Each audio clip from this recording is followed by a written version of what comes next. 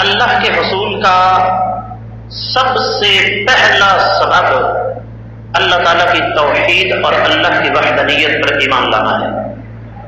جو انسان جتنا زیادہ اللہ کے ساتھ شرک کرے گا اتنا ہی زیادہ اللہ کے قرب اور اللہ کی رحمت سے دور ہوتا چلا جائے گا۔ اور توحید وہ اساس اور بنیاد ہے جس پر انسان کی سارے کے سارے دین کی عمارت کھڑی ہوتی ہے۔